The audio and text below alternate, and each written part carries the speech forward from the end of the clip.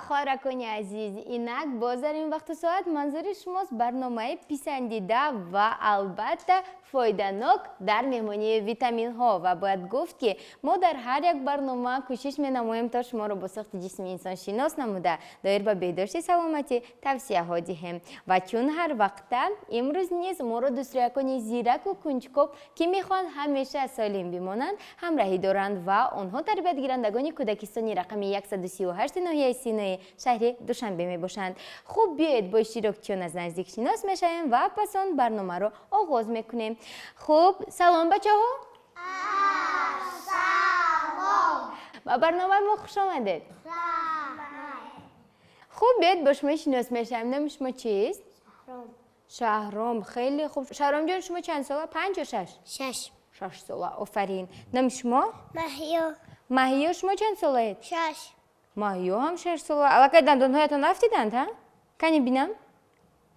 خیلی خوب. امسال با مکتب می روید ها؟ نام شما؟ مهرانه. مهرانه شما هم 6 ساله ها؟ بهترین. نام شما چی؟ انوشروان. انوشروان شما چند ساله اید؟ 6 ساله.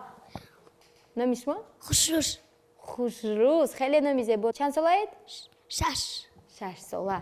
آفرین. بینندگان گرامی چطوری که خود شما نیز شاهد گشتید اشتراکچیان برنامه ما تربیت گیرندگان کودکستان رقم 138 می باشند و همه آنها 6 ساله هستند. از این رو برمیآید که برنامه امروزه ما خیلی جالب خواهد بود زیرا این دوستیابان خیلی زیرک و کنجکاو هستند و از این رو با ما بودن رو فراموش نسازید زیرا در ادامه برنامه ما شما رو با بهترین معلومات ها شناس خواهیم کرد. بچه ها چند پیش ما به شما درباره عادت‌های بدی خردسالان یعنی عادت‌های ناخوب معلومات دادیم که به ارگانیسم ضرر دارد و عموما سلامتی رو خوب نگاه داشته نمیتواند.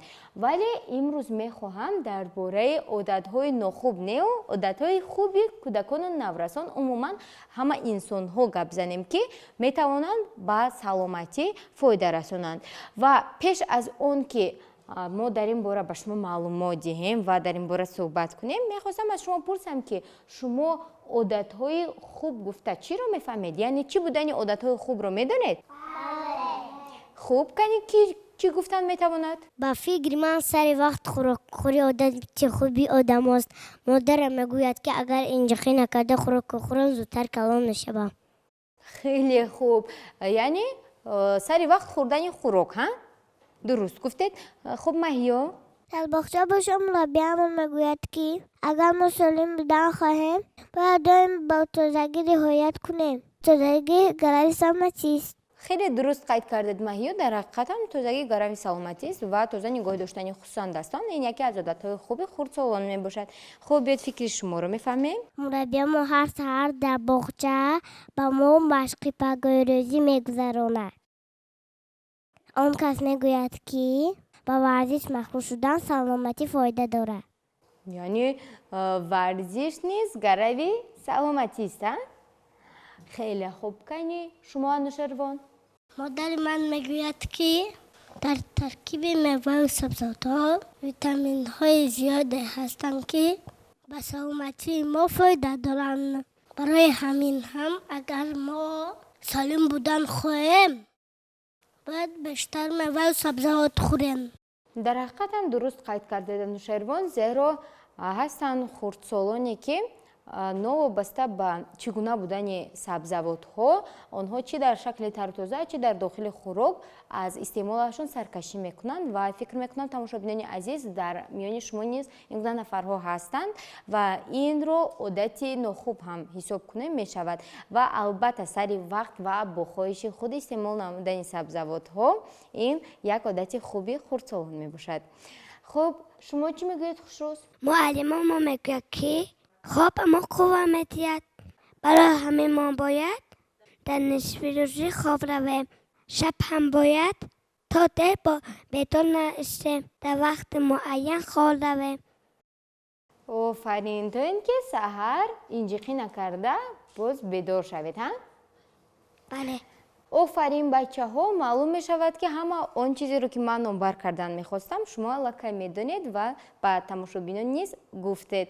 در حقیقت هم غذای درست، استعمال میوه و سبزیجات ها، سری وقت خواب کردن، با ورزش مشغول شدن و از همه مهمش ба тозагӣ риоя кардан, яъне шустани дастҳо, ин яке аз одатҳои хубтарини хурдсолон мебошад, ки тавассути он мо метавонем организмро аз ҳар гуна бемориҳо ва вирусу бактерияҳо эмин нигоҳ дорем. Ва бояд гӯям, ки дар баробари ҳамаи ин интихоби дурусти оби нӯшокӣ ин барои организми мо бетаъсир нест ва чӣ тавре ки мушоҳидаҳо нишон медиҳанд ва аллакай тасдиқ шудааст, аз ҳама оби нӯшокии фоиданок ин оби муқаррарии ошомиданист. Ва дар ин бора чун ҳар вақта духтур хола барои мову шумо як сюжети хуберо омода карданд. Аз инро биёед тамошо мекунем ва дар ин бора маълумот мегирем.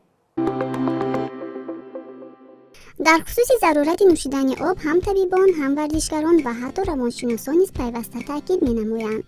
Об мубодилаи моддаҳоро метезонад. бинобар ин ҳам мутахассисон тавсия медиҳанд, ки суби худро бо як стакон оби ошомиданӣ оғоз намоед. он имкон медиҳад, ки организм пурра бедор шуда ба қабули ғизо тайёр шавад. нӯшидани об ба ҷисм энергия медиҳад, майнаи сарро бо оксиген таъмин месозад. мутахассисон муайян намуданд, ки бисёр вақт сабаби хастагӣ, дарди сар ва афсурдаҳолӣ ин нарасидани об дар организм мебошад. инчунин об ҳарорати баданро ба танзим медарорад, махсусан дар ҳавои гарм ё ҳангоми баланд шудани ҳарорати бадан. духтурон тавсия медиҳанд, ки зуд об бинӯшед. ба ғайр аз ин об дар беҳтар шудани пӯсти рӯй ҳам саҳм мегузорад. аксар вақт сабаби хушкии пӯсти рӯй ин бемориҳои гуногуни дарунӣ мебошанд, ки малҳамҳо қобилияти бартараф кардани онро надоранд. об бошад ҳуҷайраҳоро қувват мебахшад ва пӯсти рӯй нарму мулоим мегардад. инчунин бояд қайд кард, ки ҳарчанд обҳои газдори ширин лаззати хуш доранд, вале ташнагиро танҳо оби оддии ошомиданӣ пурра мешиканад ва аз ҳама муҳимаш дастрасу безарар аст. хуб бачаҳо, аз суханҳои духтурхола чӣ фаҳмидед? ман фаҳмидам, ки агар организм аз норасоии об танқисӣ кашад, одам ба ҳолу камҳаракат мешавад. хеле хуб. маҳьёр, шумо чӣ фаҳмидед? вақте ман бемор мешаваму ҳарорати баданам баланд мешавад, мудом ба ман об метиҳад. акнун фаҳмидам, ки об ҳарорати баданро паст мекардааст. сабаби об додани модарам дар ҳамин будааст. офарин, хеле хуб. ана акнун биёед фикри Меҳронаро мефаҳмем. об пӯсти рӯйро низ зебо мекардааст. акнун ман доим об менӯшам, то ки вақте калон мешавам, пӯсти рӯйрам зебо мемонад. байле, модарони азиз, шумо низ инро ба инобат гиред, ки аз ҳама дору ва аз ҳама кремҳое ки шумо мекунед, оби ошомидании муқаррарӣ барои пӯсти рӯятон фоидаовар аст. аз инро ба инобат гиред ва истифода баред. хуб, кани биёед мебинем, ки Анушервон чӣ мегӯянд? духтурхоҳа гуфтанд, ки ташнагии одамро дар фасли тобистон оби муқаррарӣ мешиканад ва ҳам безарар аст. акнун ман ҳам ҳангоми ба берун баромадан ба худ оби ҷӯшамадагӣ мегирам. бале, дар ҳақиқат ҳам дар фасли гармо мо шоҳиди он мешавем, ки хоҳ нохоҳ ташна мешавем ва ҳар қадаре ки обҳои газнок ё ин ки ширинро нӯшем, ҳамон қадар ташнагиамон зиёдтар шудан мегирад. вале чӣ тавре ки духтурхола гуфтанд ва Анушервон низ дар хотир гирифтанд, аз ҳама беҳтар барои шикастани ташнагӣ ин оби ҷӯшонидашуда мебошад ва онро метавонед шумо гарм нею, балки бо ҳарорати ба худатон писанд нӯшед ва албатта ташнагиатонро шиканед ва ҳатман ба организматон зарар нарасонед. хуб, кани Хушрӯз, шумо чӣ мегӯед? ман ҳам дигар обҳои газдорро наменӯшам. агар нӯшам ҳам камтар менӯшам, ба ҷои он бештар оби ҷӯшамада менӯшам. офарин бачаҳо, ман хеле хурсандам, ки шумо ба суханони духтурхола бо диққат гӯш додед ва акнун оби ҷӯшонидашударо бештар менӯшед. ва додаракону хоҳаракони азиз, ман медонам, ки ҳар яки шумо аз нӯшидани оби ҷӯшонидашуда саркашӣ мекунед ва аз ҷумак об менӯшед. оби хунукро нӯшидан мумкин нест, зеро ҳам гулӯдард мешавем ва ҳам ба меъдаамон ва умуман ба организмамон микробу бактерия ва вирусҳо ва ҳамзамон хунро низ метавонем ворид гардонем. аз инро худро эҳтиёт кунед ва ба суханони волидонатон гӯш диҳед. бачаҳо, медонед чӣ? ман фаҳмидам, ки як духтур гуфтанд, ки сари вақт истеъмол намудани ғизое, ки фоидаовар аст, яъне ғизои солим ба организми мо фоидаи калон мерасонад ва ин яке аз одатҳои хуб мебошад ва дар ҳақиқат ҳам сухани он кас дуруст аст ва биед ин навбат аз духтурхола дар бораи ғизои солим ва интихоби дурусти он маълумот мегирем.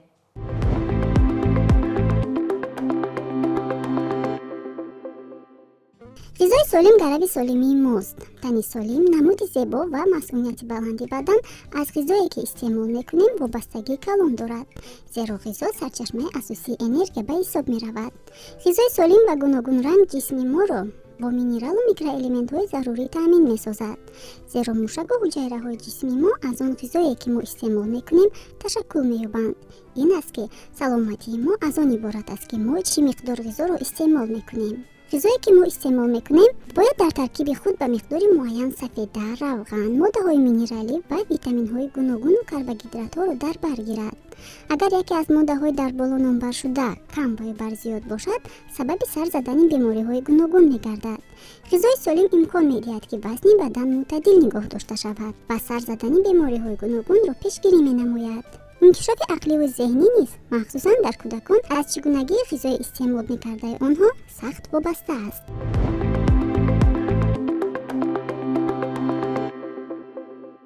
бачаҳо, ана акнун дар бораи фоидаи ғизо ба худ маълумот гирифтед? бале. ғизои солимро истеъмол мекунед? бале. сари вақт? бале. дар вақте ки сари вақт гуфтем, каме иштирокчиён ба хато гироҳ доданд ва ин албатта на дар ҳар як шахс метавонад одат шавад, зеро умуман баъзан вақт корҳое ҳастанд, ки мо онҳоро аз ғизо дида болотар медонем, вале инро бояд ҳатман ислоҳ кунем ва ин на танҳо ба хурдсолон, балки ба падарону модарони мо низ дахл дорад. Аз ин ро падарону модарони азиз, худ ва наздиконатонро эҳтиёт кунед. Ва медонед чӣ бачаҳо, дар ёдам ҳаст, ки шумо гуфтед ки шустани дастҳо ва умуман риоя кардани тозагӣ ин низ яке аз одатҳои хуб мебошад. ами хеле не? ана акнун мегуфтед ки дар боғча дар ин бора ба шумо чӣ гуфтанд? ҳар сар ба боғча меравем, ҳамшираи чӣ ва мураббиамо нухуну сарӯраамона мебинанд. мегӯянд ки агар солим будан хоҳем, бояд тозаву озода бошем. бале, дуруст мегӯянд, дар ҳақиқат ҳамчунин аст маҳё. мураббиамо ба мо дар бораи ду писарак афсона нақл карда буд. Яттоаш тозагиро дӯст медошт, яттоаш чиркин буд, ифлосак буд. дар охир афсона писарак ки чиркинак касал мешуд, аз беморира азоб мекашид. барои ҳамин бояд дӯстдори тозагӣ бошем. бале, барои ҳамин ҳам бояд ба тозагӣ риоя кунем ва дӯстдори тозагӣ бошем, тавре ки маҳё гуфтанд. ва инак кани мефаҳмем ки Меҳрона чӣ мегӯянд. модарам ҳар саҳар ва пеш аз хоб маро маҷбур мекунанд ки дандаҳоямро шӯям. он кас мегӯяд ки ин корро накунам, дандон дард мешаванд. ин ҳам яке аз қоидаҳои гигиенаи сахтӣ мебошад. хуб, Анушервон, вақте ки мо аз берун ба хона медароем, модарам аввал дасту рӯямро мешӯяд ва баъд бозичаҳоро мешӯем.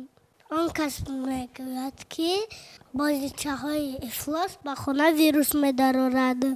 бале, дуруст мегӯед. дар ҳақиқат ҳам бозичаҳое ки ифлосанд вирус медароранд. умуман мо онҳоро ба хона медарорем ва бо он дастон меқапем, худамон ҳам бемор мешавем. хушрӯз, шумо чӣ медонед? муаллимамо мегӯяд ки ҳар кас бояд шачоқ, шона, шабон ва шонаи худро дошта бошад. инам қоидаи тоҷикӣ аст. агар мо аз якдигарро истифода кунем, мумкин бемор шавем. бале, шумо рост мегӯед. бояд ҳар як одам сар карда аз либос то шона, чуткаи дандоншӯӣ ва умуман ҳар як чиз бояд алоҳида бошад, то ин ки мо бемор нашавем. вале алоҳида будан ин маънои онро надорад ки мо пас аз истифода намудан онро бояд тоза накунем. Албатта баъди ҳар як маротиба истифода бурдани шона ва чӣ нохунгира қайчича мо бояд онҳоро бо спирт ё ин ки маҳлули антисептикӣ безарар гардонем ва ин танҳо ба организми мо фоида мерасонад. ва ин навбат маълум шуд ки шумо бачаҳо дар ин бора маълумот доред ва чӣ дар бохча ва чӣ дар хона ба шумо дар бораи тозагӣ нақл карданд ва аллакай маълумот доред. ва барои додаракону хоҳараконе ки моро тамошо карда истодаанд мехоҳам аз духтур хола хоҳиш кунам то дар бораи тозагӣ ва гигиенаи шахсӣ ба онҳо маълумот диҳанд то ин ки онҳо низ дар ин бора маълумоти муфассал гиранд. додаракону хоҳаракони азиз ва он нафароне ки ба тозагӣ риоя карданро дӯст намедоранд бо диққат тамошо кунед ва бовар дорам ки пас аз тамошои ин сюжет шумо ҳатман тозагиро риоя хоҳед кард. гигиенаи шахсӣ ин маҷмӯи қоидаҳои беҳдошт мебошад ки иҷрои онҳо баҳри саломатии инсон мусоидат мекунанд. гигиенаи шахсӣ чунин қоидаҳои умумиро дар бар мегирад ва монанди кори ҷисмонӣ, истеъмоли хӯроки хушсифат, меҳнату истироҳат, хоби бофароғат, тозагии бадан, курбаву болин, сару либос, манзил ва риояи мунтазами он. махсусан тозагии бадан яке аз шартҳои асосии гигиенаи шахсӣ ба ҳисоб меравад. дар муддати як ҳафта ғадудҳои чарб ба сатҳи пӯст аз 100 то 200 грамм равған, ғадуди арақ аз 3,5 то 7 литр арақ мебароранд. бинобар ин пӯстро мунтазам шустан лозим, вагарна хусусиятҳои муҳофизатии организм халал ёфта барои афзоиши микробҳо ва занбӯруғҳои паразит шароити мусоид фароҳам меояд. хусусан ҷойҳои бараҳнаи бадан бештар ифлос мешаванд. исбот шудааст ки ҳангоми сироят ёфтани дасти тоза шумораи бактерияҳо баъди 10 дақиқа 85% кам мешавад, аммо дар дасти ношуста адади онҳо фақат 5% кам мегардаду халос. бактерияҳо асосан дар зери нохун ҷойгиранд. аз ин рӯ нохунҳоро мунтазам гирифта дастро нағзакак шустан лозим аст. нигоҳбини даҳон на фақат дандонҳоро эмин медорад, балки бемориҳои узвҳои даруниро низ пешгирӣ мекунад. дандонро ҳар пагоҳ бо шёткафа хамираҳои махсус тоза карда даҳонро баъди истеъмоли хӯрок чайқондан лозим аст. бо риояи қоидаҳои гигиенаи шахсӣ худ ва наздиконро метавонед аз бемориҳои сироятӣ ҳифз намоед. бачаҳо инҷо баъзе аз шумо қайд кардед ки яке аз воситаҳои солим будан ин истеъмоли меваю сабзавотҳо аст. ҳамин хел не? бале. ба фикри шумо меваю сабзавот ба саломатии мо чӣ гуна фоида расонида метавонад? дар таркиби ҳамаи меву сабзавотҳо витамин аст. модарам мегӯяд ки агар солим будан хоҳем бояд инҷиқӣ накарда онро истеъмол кунем. бале, модаратон дуруст мегӯянд ва чӣ тавре ки ман дар боло қайд кардам аз мева он қадар нею аз сабзавотҳо хусусан истеъмоли сабзӣ дар дохили шӯрбо ва баъзе аз хурдсолон ҳастанд ки ҳатто пиёзро истеъмол намекунанд, аз дохили хӯрок ҷудо мекунанд. ҳамин хел аст? бале. ҳамин одати бад аст ва мо қадамон баланд намешавад ва умуман ба организм фоида расонида наметавонем. бояд аз ин одат саркашӣ кунем. бале. бояд хӯрокро хуб истеъмол кунем. кайни маҳё шумо чӣ мегӯед? рабиямо мегӯяд ки барои он ки аз меваву сабзавот фоидаи бештар бинем бояд намуди гуногуни онро истеъмол намоем. зеро таркиби ҳар мева ё сабзавот гуногун аст. бале, ҳамаашро бояд истеъмол кунем ва аллакай чандин маротиба шуд ки қайд мекунем ки хурдсолон меваю сабзавотҳоро ҷудо карда истеъмол мекунанд. масалан якташ сабзиро мехӯраду пиёзро не, ё ки картошкаро мехӯраду сабзи шалғам ва кадуро не. умуман меваҳоро ҳам ҷудо карда метавонанд. онҳо барои ҳамин бояд ҳамаашро гуногунранг истеъмол намоем то ин ки организмамон аз витаминҳои гуногун бошавад. офарин. хуб меҳруна, барои он бисёртар меваи сабзавот хӯретон. мегӯяд ки зеро дар таркиби онҳо витаминҳои бисёранд. офарин. хуб анушервон, мураббияи мо мегӯянд ки сарчашмаи витаминҳо мева ва сабзавотҳо мебошад. агар мо онҳоро истеъмол накунем беқуввату бемор мешавем. خیلی خوب درست قید کردید. خوش روز. مادر من باشد میگوید که ما باید در فرش تابستان زیاد میوه و سبزیجات خوریم تا که در زمستان کسل نشویم. بله، اگر ما در تابستان ارگانیسممون رو از ویتامین ها و مینرال ها و ماده های فایده آور بگردانیم، در زمستان کسل نمیشویم، زیرا مسئولیت بدنمون یعنی ایمونیتمون با قوت می شود. و چطوری که خود شما نیز قید کردید و فکری هر یک شما درست است بچه‌های عزیز، در حقیقت هم میوه و سبزیجات ها سرچشمه ویتامین ها می باشند و هر قدر که ما آنها را زیاد استعمال نماییم همون قدر ارگانیسممون از ویتامین ها بوی میگردند و سلامتیمون خوبتر می شود. و اینجا بچه‌های عزیز و بینندگان گرامی، من میخواهم با هر یک شما درباره یکی از میوه های خیلی خوشمزه که اون رو اکثریت شما قدر دوست نمی‌دارید ولی اون سرچشمه اساسی ویتامین اس است معلومات دهم. با فکرم علاقه شما در فکر فرو رفتید که این کدومی از میوه های است که شما اون رو استعمال نمی‌کنید. بله، در حقیقت هم اکثریت شما از استعمال میوه های گوناگون سرکشی می‌کنید. از این رو سوژه نوبتی برنامه رو تماشا کنید و فهمید که این کدام میوه است.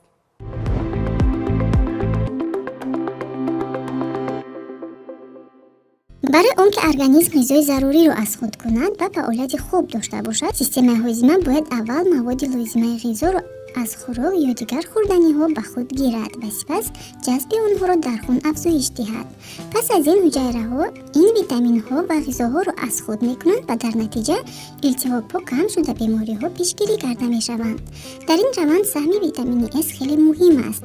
استفاده ویتامین اس در یک جایگی با آهن می تواند از خودکنی آهن را در بدن در کلان سالان و کودکان بهتر سازد. با وارد کردن ویتامین اس به خوراک خود شما می توانید قوه جسمانی و حرکت مشکل را بهتر سازید. استعمال ویتامین اس می تواند مبادله اکسیژن را هنگام مشق بهتر کند. همچنین آن می تواند فشار خون را پس سازد.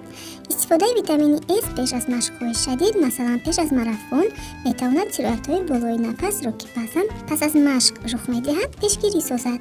ویتامین اس همچنین کار شش و راه نفس را بهتر می سازد. مقدار ضروری این ویتامین برای کودکان از 1 روز تا 6 ماه در یک روز 40 میلی گرم، از 7 ماه تا 12 ماه 50 میلی گرم، برای کودکان از 1 تا 3 ساله 15 میلی گرم، از 4 تا 8 ساله 25 میلی گرم، برای کودکان از 9 تا 13 ساله باشد 45 میلی گرم مقرر شده است.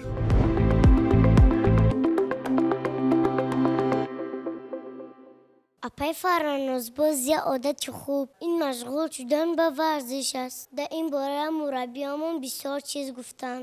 شما را میگم چیز میدانید؟ بله، باید گویم که ورزش این شغلی دوست داشته من است و اگر شما از شماره های گذشته برنامه برخوردار باشید، نظر به سالهای گذشته من خیلی خرابتر شدم و سبب این همه به ورزش مشغول شدن است. هر سحر کوشش میکنم که کمی مشق جسمانی کنم و اگر وقت نداشته باشم هم در دوام روز بیشتر حرکت میکنم، بیشتر راه میروم و این البته به ارگانیسم فایده کلان میرساند. نه تنها برای خراب شدن بلکه وضع سلامتی رو نیز بهتر میکند. من کو میدونم هم به شما باشد در این باره چی گفتن؟ نبیامون میگوید که اگر ما با ورزش مشغول شویم گردش خونمون بهتر میشود. بله، درست میگوید. چطوری که خودی حاضر من قید کردم، بیشتر حرکت کردن لازم و گردش خونمون نقص‌تر میشود. در نتیجه ما بیمار نمیشویم. ها؟ خوب میرونه. به شما چی گفتن؟ مشقای ورزشی ما را اشاره چالاک میکنن. بله، اگر شما اهمیت داده باشید، وقتی که ما سحر میخیزیم خوب آلود هستیم و تنبل، کم حرکت، عموما گویا که ما بیمار شده باشیم. ولی اگر با ورزش مشغول شویم و کمی مشق جسمانی کنیم، خود رو زود هوشیار و سالم حس میکنیم. همین خیلی نه؟ بله. آفرین. و ما از به همین خاطر مربیاتون در باغچه با شما مشق جسمانی میکنن تا اینکه شما سالم باشید. خب کنیش انوش چی میگفته باشند؟ ورزش اشتهای ما را بیدار میکند، مشکلمون را به قوت میسازد. بله، به فکرم علاقه پس از شنیدن سخنهای انوشیروان مادرانمون علاقه در تعجب افتادند که مادام که ورزش اشتها رو بهتر کنند، اشتها رو بیدار کند، پس چرا вақти ба варзиш машғул шудан мо фарбеҳ мешавем. Агар ҳангоми машқ кардану бо варзиш машғул шудан мо ғизои солим, меваю сабзавотҳоро бештар истеъмол намоем, дар ин ҳолат мо ҳам солим мешавем ва ҳам фарбеҳ намешавем. Вале агар ҳам варзиш кунем ва хӯрокҳои гуногун, хусусан хӯрокҳои сахтро истеъмол кунем, пас он ба ҷои хароб шудан мо ҳам фарбеҳ мешавем ва ҳам меъдаамонро бемор мекунем. Аз инро модарони азиз ки аксарияти шумо дар толорҳои варзишӣ машқ мекунед, ба ин тавсия диққати махсус диҳед. Хуб, кани ана акнун навбати Хушрӯз. Хушрӯз, кани шумо чӣ мегӯед? Мулаввии мо мегӯяд ки бозиҳои варзишӣ фикрҳои моро беҳтар мекунад. Бале, дуруст мегӯянд.